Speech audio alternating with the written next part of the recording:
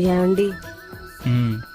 Doctor ఎలాగో నేను చచ్చిపోతానని చెప్పారు కదా. మ్మ్. నేను చచ్చిపోయేలోపు మీకు కొన్ని నిజాలు చెప్పాలండి.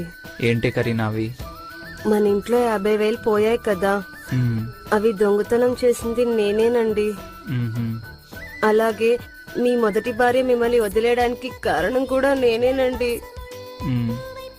మొన్న మన ఇంట్లో జరిగిన ఇన్కమ్ ట్యాక్స్ రైడ్ కూడా కారణం నేనేనండి. నేనే పోలీస్ వాళ్ళకి ఫోన్ చేసి ఇన్ఫర్మేషన్ ఇచ్చాను. మ్మ్. అలాగే చివరిది ఆఖరిది, లాస్ట్ వీక్ మీ ఫ్రెండ్ శేఖర్ తో మీకు తెలియకుండా ఊటీ ట్రిప్ కి కూడా వెళ్ళానండి. పోనీలేవే, అయిందేదో అయిపోయింది.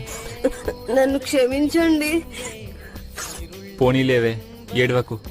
నువ్వెలాగో చనిపోతున్నావు కాబట్టి నేను కూడా నీకు నిజం చెప్పాలి. నువ్వు తిన్న ఫుడ్ లో పాయిజన్ కలిపింది నేనే.